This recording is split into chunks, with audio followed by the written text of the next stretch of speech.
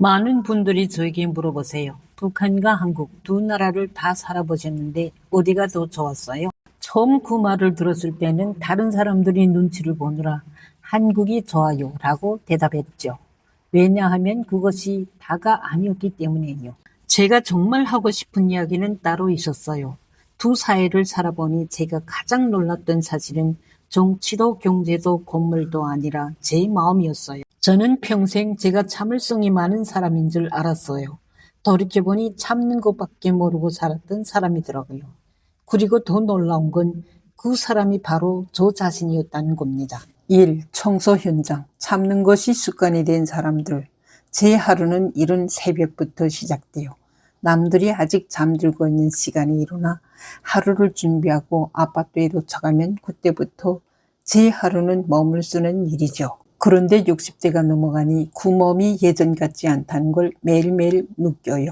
바닥을 닦으려면 허리를 굽혔다 폈다 해야 하는데 그 동작 하나하나가 이제는 예전보다 훨씬 힘이 붙이고 계단을 오르내릴 때마다 저도 모르게 오다리야 하는 소리가 절로 나올 때가 많아요. 처음에는 저도 그냥 참았어요. 이 정도 아픈 건 아픈 것도 아니라고, 나이 들면 다 그런 거라고 스스로에게 말하면서요. 제가 심리학을 공부하면서 알게 된 게 하나 있어요. 오래 참는 게 습관이 된 사람은 나중에는 자기가 아픈지도 모르게 된다고 해요. 아픔을 느끼는 마음이 감각까지 없어지는 거예요. 우리 세대는 딱 그래요. 참는 게 미덕이라고 배우고 자랐잖아요. 아프다고 말하면 엄살이라고, 유난 떤다고 핀잔을 들으며 살았어요. 그래서 우리는 몸이 보내는 신호를 못 들은 척 하는데 선수가 됐어요. 우리 몸은 거짓말을 안 해요. 못 들은 척 하면 더 크게 소리를 질러요. 저는 이제 그 신호를 듣기로 했어요. 그래서 요즘은 다리가 아파서 시간이 날 때마다 한방병원에 다니면서 침을 맞고 치료를 받고 있어요. 몸이 아프다는 걸 인정하고 병원에 다니는 이 일이 여기 사람들 보기에는 아무것도 아닌 것 같지만 저에게는 참 특별한 의미가 있어요. 왜 특별하냐고요? 제가 살던 곳에서는 이 나이에 치료를 받는다는 것 자체가 상상도 못할 일이거든요. 이 다름 하나, 아픈 몸에 대한 대접, 어머니 그리고 침대에서의 고백. 북에서는 제 나이가 되면 사회에서 뒷방 늙은이 취급을 받고 일한다는 건 생각도 할 수 없어요. 거저 손주나 돌보고 자식들 뒷바라지나는 게 전부였지요. 몸이 아파도 치료받는다는 개념 자체가 없었어요. 겉으로는 무상치료라는 이름을 내걸었지만 실제로는 나이 든 사람들이 치료를 방치하는 구조였고, 그러다 보니 다들 친동제나 민간요법으로 알아서 버티는 게 당연한 일이었어요. 그리고 솔직히 말씀드리면 그때는 저도 그게 당연한 줄 알았어요. 사람은 늙으면 다 그렇게 아픈 것도 참고 정 아프면 진통제나 먹으면서 사는 것인 줄로만 알았어요. 잘못된 세상에서 살면 잘못인 줄도 모르게 돼요. 그게 제일 무서운 거였어요. 지금도 제 어머니를 생각하면 눈물이 나요. 평생 몸이 부셔져라 일하시고 자식들 키우시느라 힘든 일은 혼자 다 하셨지만 늘 괜찮다고 하셨거든요. 그 말은 정말 괜찮은 줄 저는 오래도록 믿고 살았어요. 그때 저는 철이 없어서 어머니가 다리 좀 주물러 달라고 하시면 이 핑계 저 핑계를 대며 제대로 도와드리지 못했어요. 그게 지금까지도 제 마음에 한으로 남아있어요.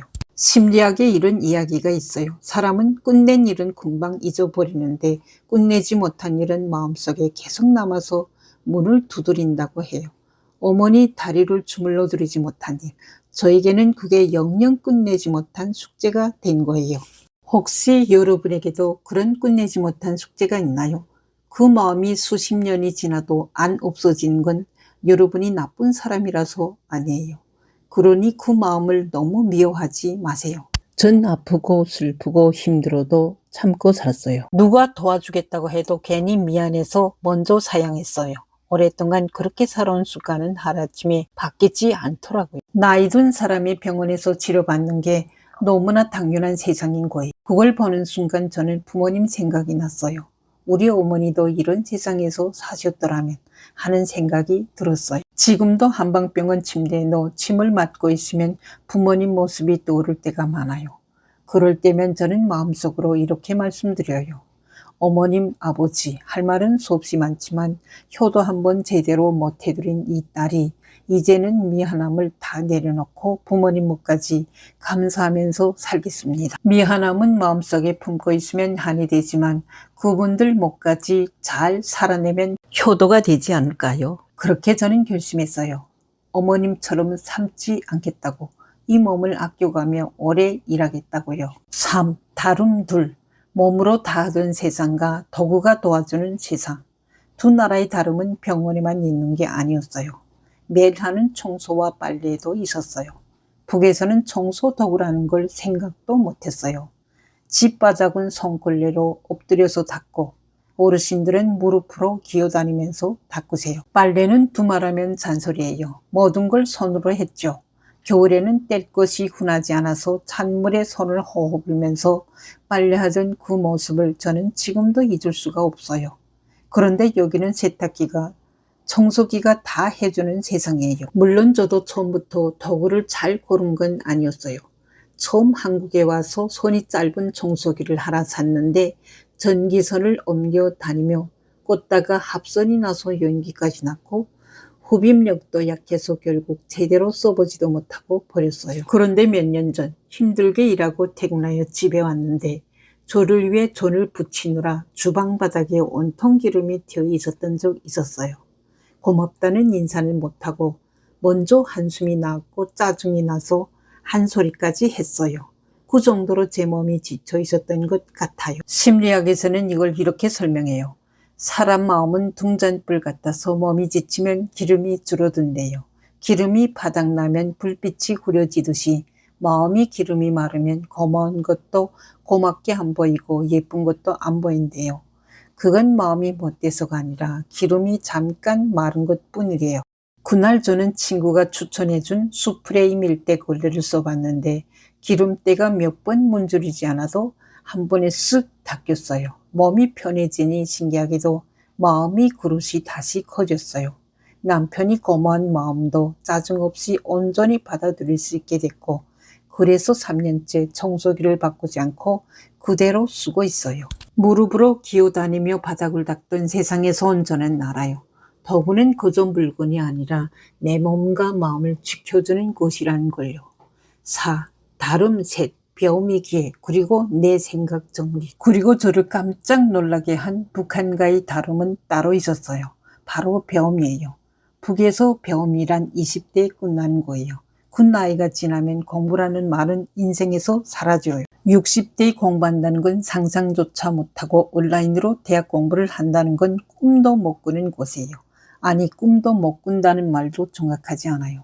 그런 게 세상에 있는 줄 자체를 모르니까요. 그런데 한국에 와보니 이 나라에서는 나이가 몇이든 배우고 싶으면 배울 수 있는 거예요.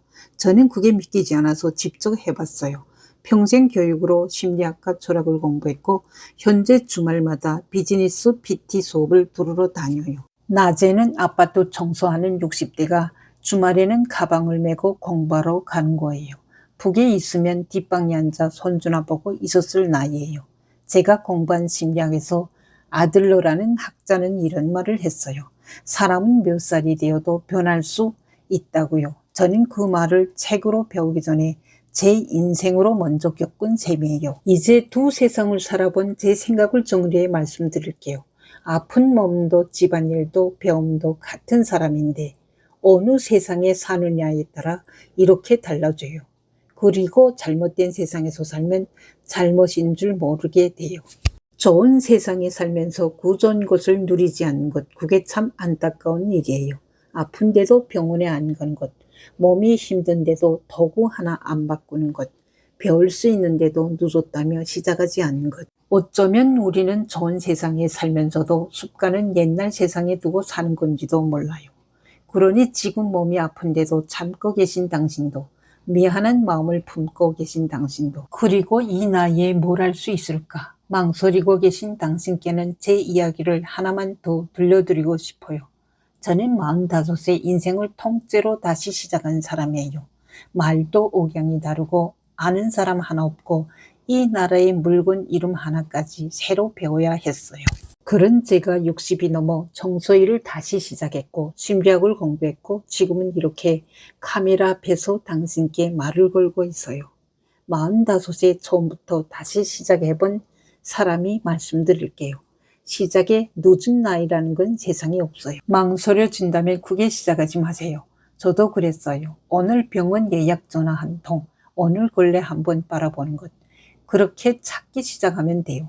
시작이 작을수록 오래 가더라고요. 저는 내일도 새벽에 일어나 아파트 계단을 닦을 거예요. 그런데 이제 저는 알아요. 제가 닦은 건 바닥만이 아니라는 걸요. 지난 세월의 한도 닦아내고 미안함도 닦아내고 그렇게 닦아낸 자리에 감사함을 채면서 사는 중이에요. 청소를 오래 하다 보면 알게 되는 게 하나 있어요. 때에도 종류가 있다는 거예요. 어제 묻은 때는 슬쩍 문지르면 지워져요. 그런데 오래 눌러붙은 찌든 때는 달라요. 한 번 닦아서는 티도 안 나고 두 번, 세 번, 어떤 날은 며칠이 걸쳐 닦아야 조금씩 옅어져요. 처음에는 그게 참 야속했어요. 힘은 힘대로 드는데 바닥은 그대로인 것 같아서요.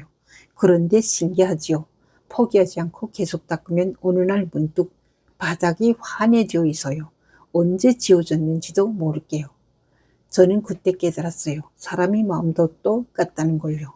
어제 받은 소남은 하룻밤 자고 나면 지워져요. 그런데 수십 년 눌러붙은 미안함이나 한은 한 번에 안 지워져요.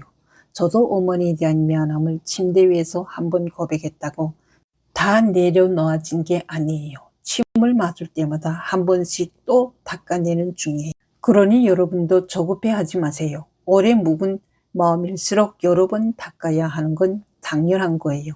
한 번에 안 지워진다고 자신을 탓하지 마세요. 그건 여러분이 부족해서가 아니라 그 세월이 그만큼 길었기 때문이에요.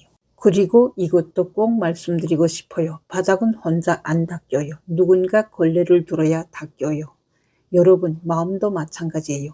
세월이 알아서 해결해 주겠지 하고 두면 때로 더 눌러붙기만 해요. 오늘 병원 전화 한 통이든 미로든 안부 전화 한 통이든 뭐든 한 번 닦은 사람에게만 바닥은 환해져요. 당신 마음에도 오래 닦지 못한 자리가 있다면 오늘 이 영상이 그 자리를 닦는 첫 걸레질이 되었으면 해요. 첫 걸레질이 다 지워지지 않아도 괜찮아요. 저도 내일 또 닦고 모레도 또 닦을 거니까요.